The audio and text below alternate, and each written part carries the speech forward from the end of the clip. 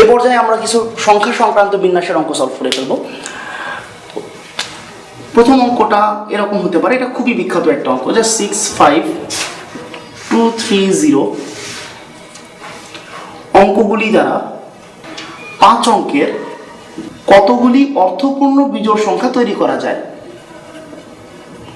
কতগুলি অর্থপূর্ণ বিজোড় সংখ্যা তৈরি করা যায়। 65230 অঙ্কগুলি দ্বারা 5 অঙ্কের কতগুলি অর্থপূর্ণ বিজোড় সংখ্যা তৈরি করা যায়। তবে এখানে দুইটা কথা আসলে ইম্পর্টেন্ট, একটা হচ্ছে অর্থপূর্ণ আর একটা হচ্ছে বিজোড়। অর্থপূর্ণ কথাটার মিনিং আসলে এখানে একটু ব্যাখ্যা করা প্রয়োজন। আমি যদি তোমাকে বলি 00123 এইটা একটা 5 অঙ্কের সংখ্যা, তুমি নিশ্চয়ই বিশ্বাস করবা না। তার কারণ ভাই একদম সামনে যে দুইটা অঙ্ক এটা আপনি আন্দাজে অকারণে দিয়েছেন, এই দুটো না দিলেও কিছু এসে আসতে যেত না। তাহলে এখানে আলটিমেটলি কয় অঙ্কের সংখ্যা? এটা 3 অঙ্কের সংখ্যা। তো যেহেতু এখানে অর্থপূর্ণ সংখ্যা তৈরি করতে বলা হচ্ছে, তার মানে হচ্ছে প্রথম অবস্থানে আমরা কখনোই শূন্য রাখতে পারবো না।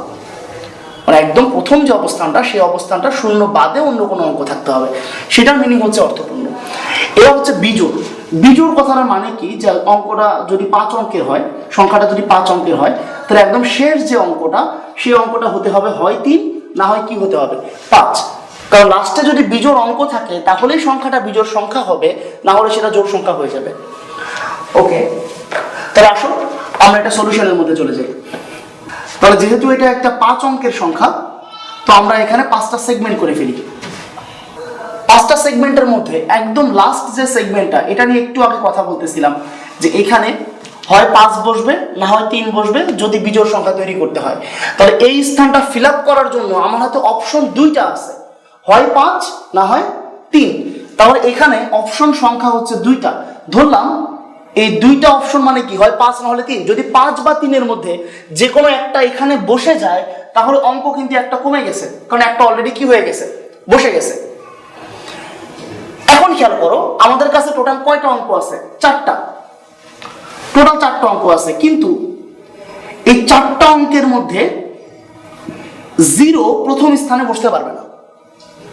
তাহলে প্রথম স্থানে বসানোর জন্য আমাদের হাতে কয়টা আছে? 3টা। তাহলে প্রথম স্থানের জন্য অপশন হচ্ছে 3টা। তাহলে ধরলাম এই 3 জনের মধ্যে যে কোনো একজন প্রথম স্থানে বসে গেছে, আমাদের হাতে আর বাকি আছে কয়টা? 3টা। তাহলে এই 3টার মধ্যে যে কোনো একটা এখানে বসবে, একটা বসে যাওয়ার পরে আর কয়টা থাকে? 2টা। যে কোনো একটা এখানে বসবে, আর কয়টা থাকে? একটা। যে কোনো একটা এখানে বসবে। দেখো আমরা ওই যে প্রথমে বলছিলাম যে গণনার গুণন বিধি, আমরা বলছিলাম যে গণনার গুণন বিধি কোথাও কোথাও ইনডিরেক্টলি ইউজড হয়, কোথাও কোথাও সরাসরি ইউজড হয়। এটা হচ্ছে সেই অঙ্ক যার মধ্যে গুণন বিধিটা যদি সরাসরি ব্যবহার করো, তাহলে অঙ্কটা সবচেয়ে সোজা হয়ে যায়। তাহলে আসো আমরা উপায় সংখ্যাটা লিখে ফেলি। সরি, উপায় সংখ্যা না, এটা হচ্ছে শব্দ সংখ্যা। শব্দ সংখ্যা আমরা পাবো সবগুলো অপশনকে গুণ করার পরে। 3 × 3 × 2 × 1 × 2, তাহলে 36টা। এটাই হচ্ছে অ্যান্সার। এবার সেকেন্ড অঙ্কটা 53260 অঙ্কগুলি দ্বারা 5 অঙ্কের কতগুলি অর্থপূর্ণ জোড় সংখ্যা গঠন করা যায়। 5 অঙ্কের কতগুলি অর্থপূর্ণ জোড় সংখ্যা গঠন করা যায়। অর্থপূর্ণ এই কথাটা আমি আর ব্যাখ্যা না করি, কারণ অর্থপূর্ণ কথাটার মিনিং হচ্ছে প্রথম স্থানে শূন্য বসতে পারবে না। আর জোড় কথাটার মিনিং এক্ষেত্রে কি? জোড় কথাটার মিনিং হচ্ছে শেষ অবস্থানে হয় 2 বসবে, না হয় 6 বসবে, না হয় কে বসবে? 0 বসবে। অঙ্কটা একটু স্পেশাল এই কারণে, এই অঙ্কটাকে 2টা কেজে ভাগ করে নিতে হয়। একটা কেস অ্যাম্বিগুইটি অ্যারাইজ করার জন্য একটা কেজের মধ্যেও করা যায়, বাট এখানে একটু অ্যাম্বিগুইটি অ্যারাইজ করবে, দরকার নেই। আমরা 2টা সেগমেন্টে ভাগ করে করে করব। একটা সেগমেন্ট সলিউশনের মধ্যে, একটা সেগমেন্ট হচ্ছে শেষ অবস্থানে 0। এই হেডলাইনটা দাও সবাই। একটা সেগমেন্ট হচ্ছে শেষ অবস্থানে 0। দ্যাট মিনস এখানে অঙ্ক তো 5টা, তো 5টা অঙ্কের মধ্যে 5 নাম্বার যে অবস্থানটা, দ্যাট মিনস এই অবস্থানে আমরা বলেই দিছি আমরা 0 বসাচ্ছি।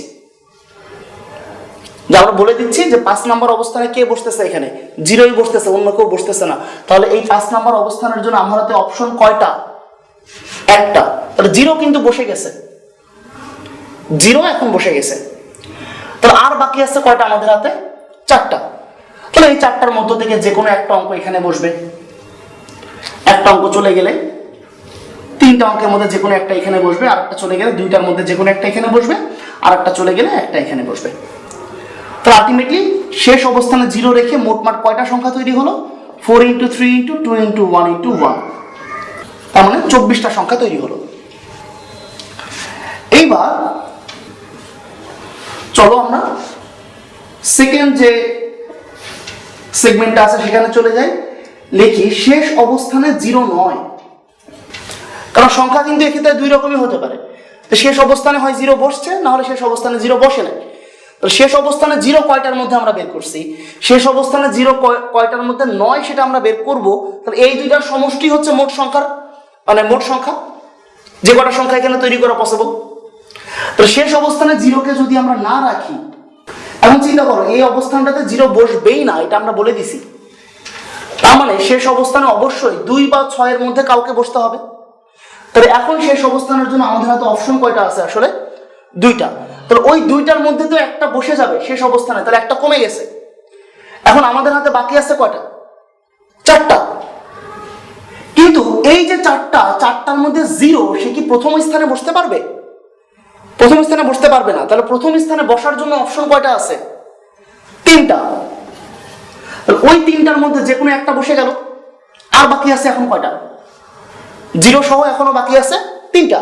তাহলে এই 3টার মধ্যে যে কোনো একটা এখানে বসবে, কমে গেল। 2টার মধ্যে যে কোনো একটা এখানে বসবে, কমে গেল। যেখানে যে কোনো একটা এখানে বসবে। তাহলে এখন আসো আমাদের এখন মোটমাট সংখ্যা কয়টা? 3 × 3 × 2 × 1 × 2। 3 × 3 = 9, 9 × 2 = 18, 18 × 2 = 36।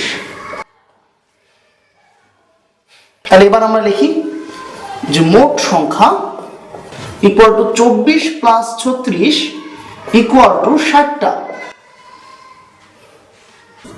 1 2 3 5 6 7 এই অঙ্কগুলোর থেকে যতগুলো লাগে ততগুলো ব্যবহার করে, যতগুলো লাগে ততগুলো ব্যবহার করে 5000 ও 6000 এর মধ্যবর্তী কতগুলো সংখ্যা তৈরি করা যায়? 5000 ও 6000 এর মধ্যবর্তী কতগুলো সংখ্যা তৈরি করা যায়?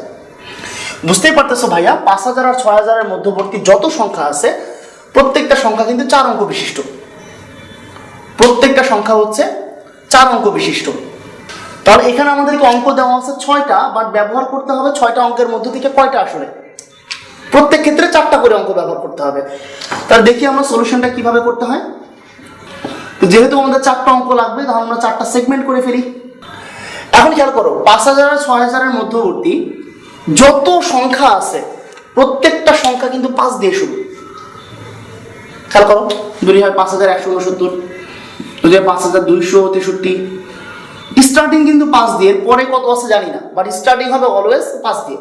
তাহলে প্রথম যে স্থানটা, এটা ফিল আপ করার জন্য আমাদের হাতে কিন্তু মাত্র একটাই অপশন, সেটা কত? 5। তাহলে প্রথম স্থানের জন্য একটা অপশন, সেই অপশনটা কত? 5, সে চলে গেছে। আর বাকি আছে কয়টা দেখো তো? 1 2 3 4 5। তাহলে এই 5টার মধ্য থেকে যে কোনো একটা দ্বিতীয় স্থানে বসবে, কমে গেছে একটা। এই 4টার মধ্য থেকে যে কোনো একটা তৃতীয় স্থানে বসবে, একটা কমে গেছে। এই 3টার মধ্য থেকে যে কোনো একটা চতুর্থ স্থানে বসবে। তাহলে এখন মোট কতগুলো সংখ্যা তৈরি করা যায় আমরা লিখে ফেলি। মোট সংখ্যা ইকুয়াল টু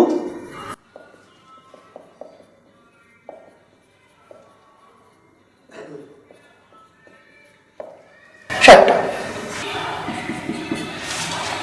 1 2 3 4 5 6 7 8 অঙ্কগুলি থেকে সবগুলিকে নিয়ে কতগুলি সংখ্যা গঠন করা যায় যেখানে প্রথমে ও শেষে জোড় থাকবে?